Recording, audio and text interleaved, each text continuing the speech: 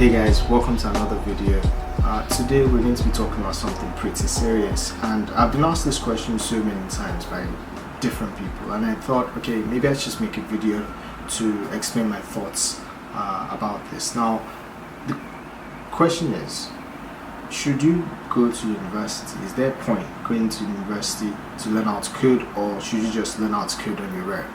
Now, the answer to this question is not quite straightforward, right? I wish there was a straightforward answer. I wish it was a cut and dry yes or no.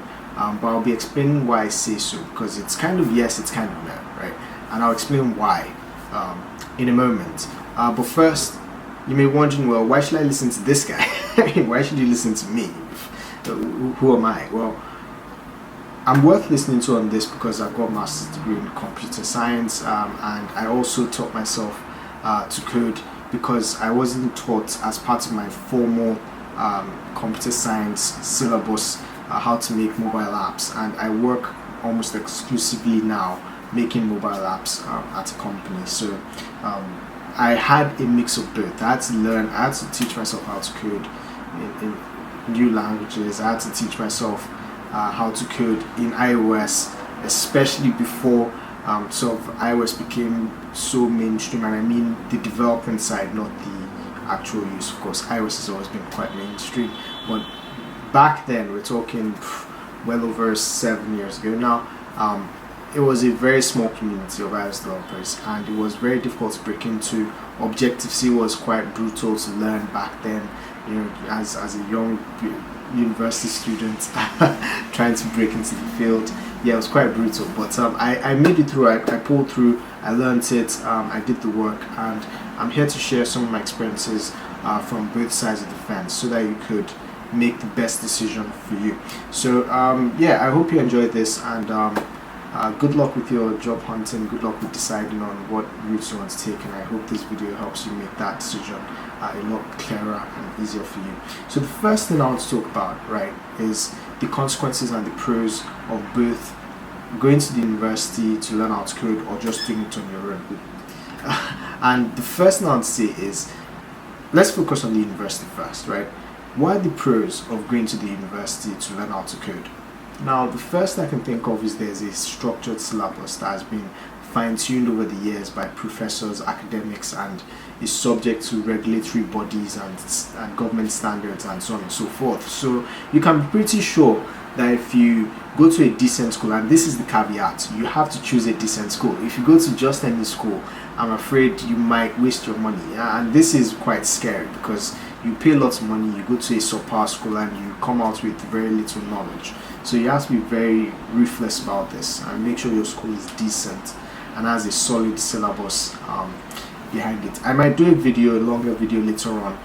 If there's demand for that, please let me know in the comment section below the like button. If you think I should make a video breaking down syllabuses and syllabuses and if you want me to break down some of the syllabus of various schools, their computer science programs, let you know which one's worth it, which one's a scam, which one's a waste of your time, let me know in the comment section below the like button, and I'll get to it, trust me. And so yeah, as I was saying, so the first pro for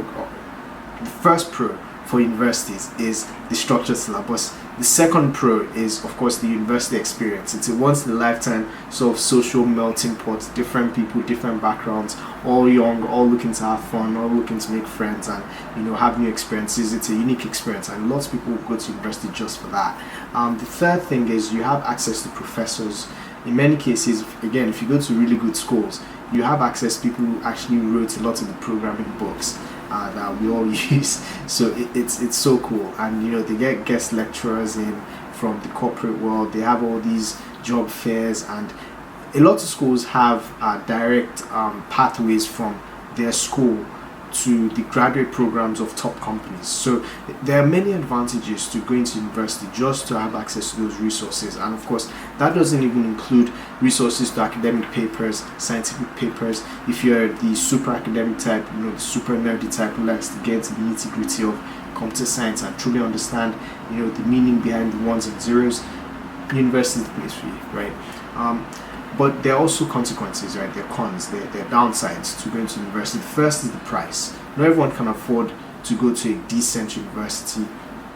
Not everyone can afford to go to a decent university well, because many times a lot of students who have to go to university, who choose to go to university, oftentimes have to have a second job to support themselves, or a third job, to support themselves. In some cases, to support their families as well. So it can be a very uncomfortable, very stressful experience for them, and in many cases, they might not get enough time to make the most out of their university experience. So price is definitely a blocker for many people. The second one is universities can be very rigid in their process. Of course, some of the top universities are a bit better at this, making their programs a bit more flexible and giving their students more leeway in terms of what they can minor in and how they would like to go about their studies. But a lot of universities, the bulk of them, the majority of them, are very rigid in their syllabus. They're not really open to feedback or improvement, and they can be very stagnant or stubborn and resistant to change. So that's something you have to be aware of as well. And of course, the final con I think of for university is it's such a massive time investment, right? We're talking 4, 3, 5 years. Some people don't have that long. They need to start making money now.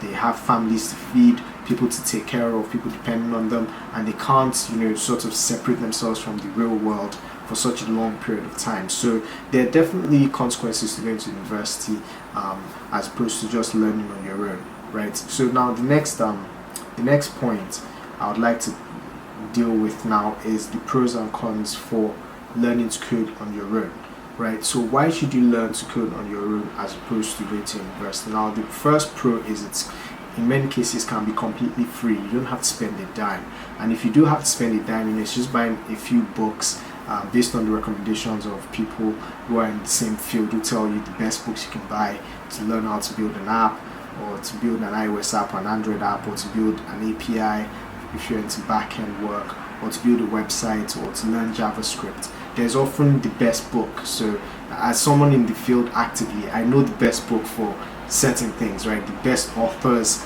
the best people in the industry to follow, and just buy their stuff, and you're pretty much fine. And you don't have to wonder about buying all sorts of books. So you'll be looking at a total cost investment of less than $500, and that's on the generous side, right? If you really go all out in terms of buying resources, courses, and things like that. So, but for the most part, you can get most of it for free. The second pro is it's at your own pace. So if you've got a kid, you've got a family, you've got responsibilities, or you've got a job, you might be looking to career change as well. Learning to code on your own could offer you the flexibility that you so desperately need, because again, like I said previously, going off to university for 4 years or more could be quite the time investment, and once you start, you can't stop, because stopping halfway through, you don't get the degree and it's wasted time. So it's quite the conundrum. And of course, the next pro with learning to code is, again, there is so much resource out there, so it's more possible now than it's ever been. So that's why I would say, of course, that's a pro for learning to code, is now it's more possible than it used to be 5 years ago, and even then it was possible because I did it. So it's important that you understand that there are actually pros to this. But what are the cons? Because this is where it starts to get dark, it starts to get deep, and I would go into detail, because this is probably why you're watching this video. So what are the cons? The first con I'd say for learning to code on your own is imposter syndrome, right? Let's start with the imposter syndrome. This is the constant feeling of you're a fraud, you're an imposter, especially when you're around people who have more formal education, who've got master's degrees, they've got PhDs from top schools, and you have to work with them, and you think, oh my god, I don't think I can measure up to these guys. There's always going to be that feeling, and it's completely normal. We all face it, even guys with formal education. So don't feel bad about it. It just shows you that you're in the right place, you're being challenged, you're outside your comfort zone, you're working with people who may be smarter than you, which is always a good thing, and just increases your ceiling level for learning. So it's important that you understand that. Now the next con is it's incredibly difficult to job hunt as a self-taught developer. Now this video, I'm not going to be sugarcoating the truth, right? It's difficult. You're going to have to handle a lot of rejection first, before you get in. Of course, in this video, I will also talk about some ways that you can bridge that gap between yourself and your formally educated colleagues and peers. But please understand the cold hard facts first, right? The reality of the matter is it will be difficult at first to job hunt. I know I have friends who had to job hunt for a year or more just to get their first job, while their formally educated colleagues, their formally educated friends, their friends who went to universities and such, it took them a few months at sort of the longer end. In some cases, they got hired right out of university, like in my case, thankfully. But yeah, it's important you understand that difficulty is going to be there, and I'll be explaining why it's there and how you can overcome it shortly. The next con you have to be aware of is you might not know what you do not know. Now, what do I mean by this?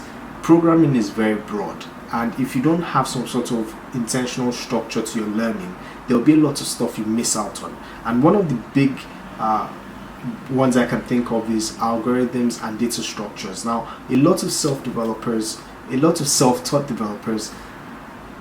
don't have this skill set. They don't have this tool in their skill set because they never learned it. They never had to learn it. You don't need to have a thorough understanding of how algorithms and data structures work to make an average website, to make an average iOS app. You just need to understand the language, the APIs you're working with, the libraries, and you can bang one out. But to get some certain jobs, you have to have this knowledge. If you want to get those top jobs at Facebook, Google, Amazon, Apple, and the likes, you need to have this knowledge. And a lot of self-taught developers don't invest in this knowledge, so it's a con, because and that's just one of many fields that they tend to be missing. So another one is best practices. What are the best practices? Industry standard practices that are because all these best practices come from an understanding of basic computer science. So you need to understand why duplication is a bad thing. You need to understand why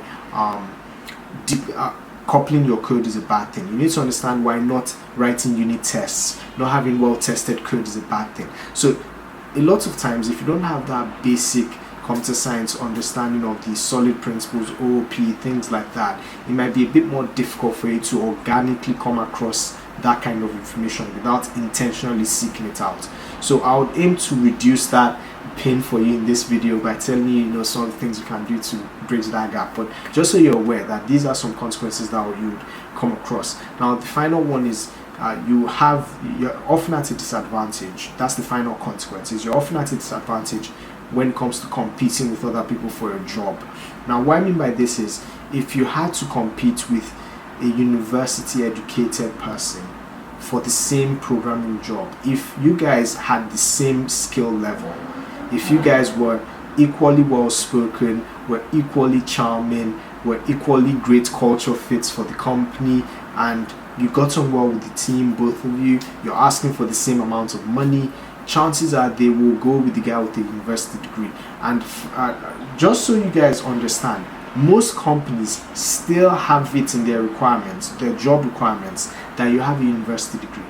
It's 2020, but that's still the case. Unfortunately, most companies still want you to have that university degree. And I know, guys, it's so unfair, but it's just the way it is. And you have to remember that most companies, the first point of contact is the HR department, not the team you're going to be working on, not the developers. I know in some companies they give the developers a bit more autonomy and a bit more of a say in the process, so they're actually able to influence the hiring process a bit more, and talk to the person up front, see if there'll be a good technical fit, cultural fit, and then pass on their details to HR and let HR handle the paperwork. But a lot of companies, it's the HR personnel who contacts you, sends you the job spec, does your first screening interview, and if you're not talking to a technical person, so he or she might not understand why they should hire you, the non-university educated person, over a guy with a master's degree or a PhD or even a BSc in computer science. So you need to understand that you're going to be at a disadvantage upfront in competitions like that. But again, like I said before, don't despair. there's hope, and there's a way to definitely even the playing field, and I'll be showing you that now. So having said all of that, what's my thoughts? What's my verdict? Should you go to university then? Because it seems like learning to code on your own without going to university has so many cons and not enough pros. Here's the thing: if you're willing to do the work to bridge the gap, you don't need to go to university to learn how to code. Personally, I would say if you're young enough, if you have the money, if you're able to absorb the pressures and of course the financial pressure, you're able to commit to the time required to go to university, I'll say it's a worthwhile experience, just because you get much more than just an education at university. You get to mature your ideas, you meet other people, you're confronted with new cultures, etc. But if you're further along in your career, you're looking for a career switch or a change, I would say before you take the plunge into a 4-year degree, 3-year degree, 5-year degree, or a part-time degree or something, try learning to code first, and I'll tell you ways to optimize your experience so that you can actually compete with university educated computer science. Isn't that fantastic? Right, let's get started. So the first thing you want to do as a self-taught developer, because I had to do this myself, is you have to have determination. You have to have grit. I know I'm about to sound like a self-help writer or something, but trust me guys, you're going to face a lot of rejection up front. You're going to face a lot of difficulty. There'll be days where you self-doubt, you're discouraged, you're down, you're not sure if you can quite keep doing this, you're not sure if you can keep grinding it out.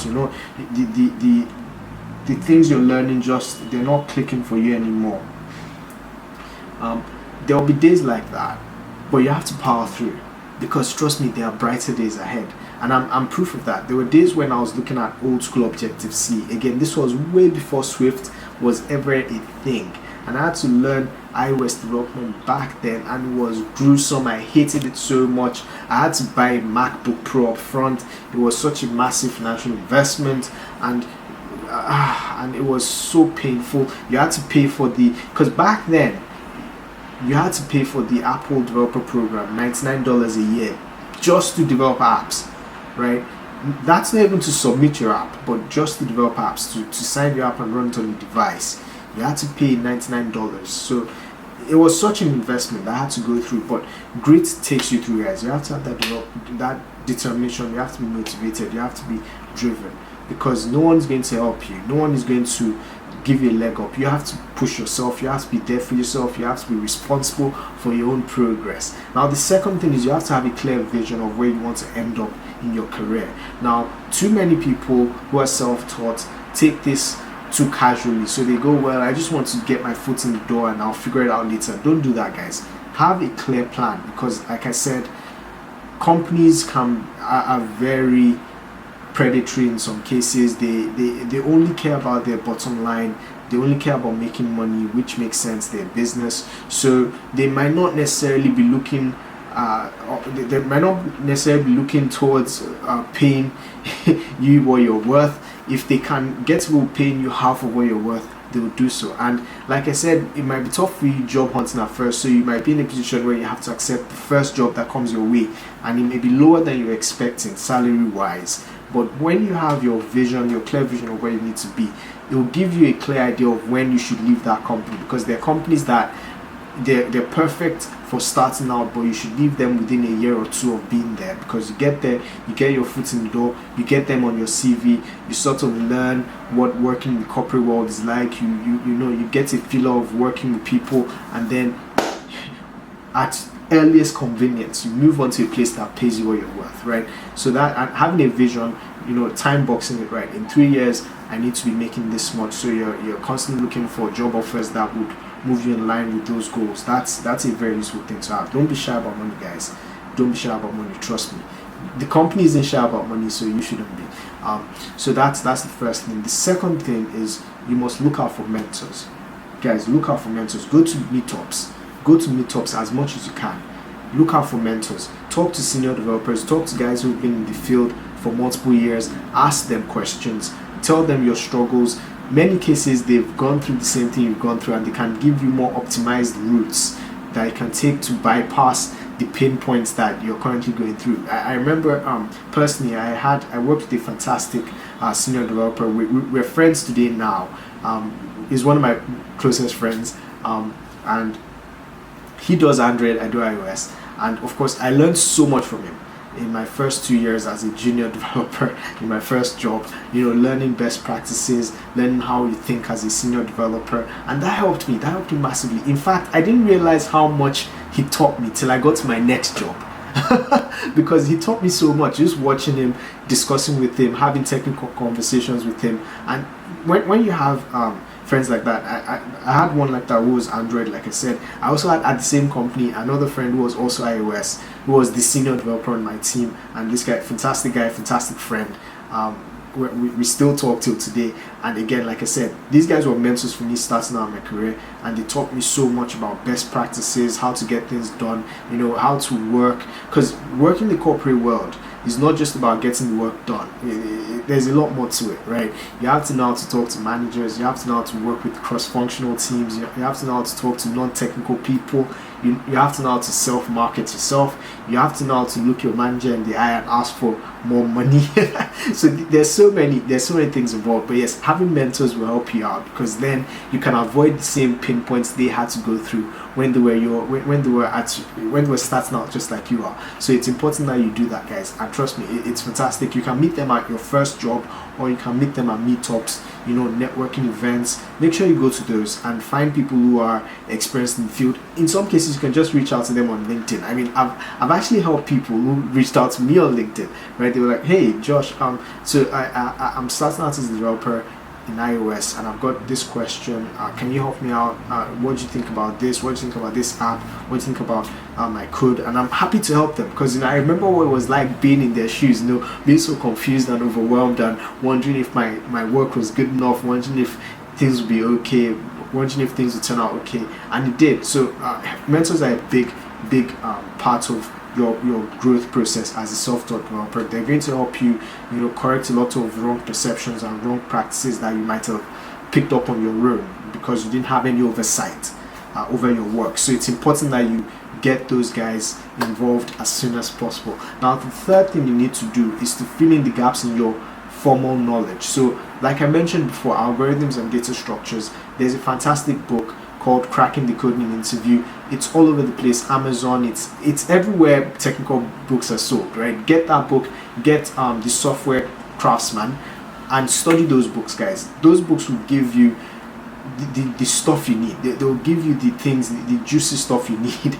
the secrets, as it were. So the Software Craftsman is less a technical book, more a best practice and how to way of working book for developers. The Cracking the Code in an Interview is a fantastic resource for job hunting, especially when it comes to algorithms and computer science principles that you may have missed out on by not going to university. So please get those books, study them. They're not expensive, again, like I said, cheap compared to university, right? And if you find that the Cracking the Code in an Interview book is well above your head, it's too advanced for you, too technical for you, then Google the basics of data structure and algorithms. There are many free courses out there. There are many free courses on various platforms that I'll try to find some and make a video about this later on, giving you sort of exact courses and what I think about them.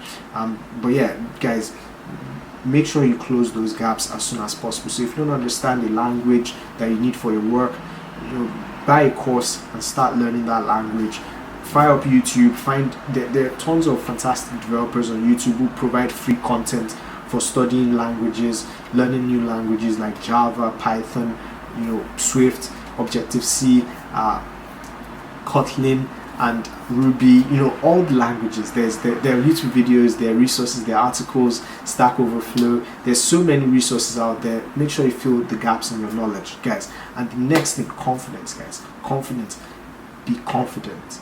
I know it's going to be scary at first, but confidence takes you a long way.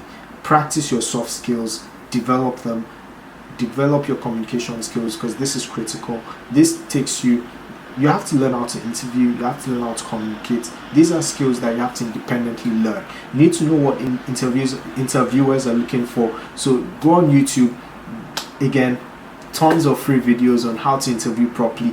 And guys, I'll tell you one personal secret from me to you that's always helped me as a developer. There's a myth that as a developer you shouldn't dress formally to an interview, suit and tie. While to a degree that's true, but one thing you must always do as a developer is wear a blazer, guys. One thing you should do is buy a nice blazer. And I don't mean a suit jacket, no, I mean a proper blazer. Again, guys, leverage free YouTube videos and look for male fashion. I'm talking as a man, my apologies. For women, of course, there's a wide range of fantastic smart casual wear that you can wear. A nice dress, in some cases you could wear a female blazer as well. But the point is, you want people to know that you take them seriously enough, that you look decent, and at the same time, subconsciously people respond better to well-dressed people. It's just the way it goes, right? The world loves attractive people. So if you look attractive, you dress attractive, you're good to go. So that helps a lot in interviews. So make sure that you work on your communication skills, learn how to communicate technical details to non-technical people. Practice on your mom, practice on your aunt, practice on your parents, practice on your wife, your girlfriend, your sister, your brother, whatever the case may be. Practice on someone who's not technical in your life, and learn to take technical, tough, difficult concepts and break them down in a way that someone who's not technical can understand, because that gives you a leg up when you're talking to managers, when you're talking to your bosses at work, when you're talking to people on other teams that you have to work with. You're talking to a designer who may not understand how to code, you're talking to a product manager, you're talking to a client. In many cases, if you're building something for someone who's paying you money, he may not understand what you're doing, but you need to be able to communicate clearly to him so he understands that you're actually getting the work done. So guys, I hope that helped you. Let me know what you guys thought about that in the comment section below, the like button. And as usual, guys, like I said before, confidence is key. Hydration is also key. So after this, I'm going to go grab a glass of water because I've been talking for a while. But guys, make sure you get enough sleep as well. Exercise. Make sure that your body is looked after, your mind is looked after. And guys, trust me, you've got this. Just pay attention to those tips I've given you, and you notice that you begin to bridge the gap. And finally, as I round off this video, the final tip I'm going to give you is have a robust portfolio. Have a robust portfolio. Never stop building stuff. For other developers, it's a hobby. For you, it's a survival technique, because your prospective employers need to know that you have the wide range of skill sets required to handle the job that you want to apply for. Because as you become more senior, the requirements become more stringent. So after you've gotten your job, your first job as a junior, and then your next job as a mid-level, next you're going to be looking for a job as a senior developer. Now the competition for that is a lot more tight, and you're going to be competing with the top guys, guys who have master's degrees, guys who went to top schools, guys they've written technical articles, and they've built cool apps. So you need to compete at that level. So make sure you have a solid portfolio. Maybe you're writing, you've got a mini technical blog of writing things you're learning, or you're building apps on the side, or you're building your own personal websites on the side. Make sure you're doing something like that, because if you do, that immediately signals to your employers that you're skilled, you know what you're doing, and you're able to just fit right in and get to work, hit the ground running. That's a big plus with employers. I'm telling you guys, every single time I've changed jobs, the one thing that has impressed the employers that I was applying to was my portfolio. Not my degree, my portfolio. Can you imagine that? So guys, get to work on your portfolio. That's what evens the gap. That's what bridges the gap. Sorry, that's what evens the odds and bridges the gap between you and formally educated, university educated software engineers, guys. So I hope you guys found that useful. Let me know what you guys think about in the comment section below. If you agree with me, let me know. If you disagree with me, also let me know. And if you have additional questions, if you'd like me to explain certain things more, if you'd like me to make a much longer video, or perhaps a question and answer live stream about this, let me know if you guys are interested in the comment section below, and I'll look to set that up. It's boiling hot in London right now. I need to get a glass of water. So I'll see you guys next time, and of course, till then, stay fantastic and be fantastic. I'll catch you later. Thanks.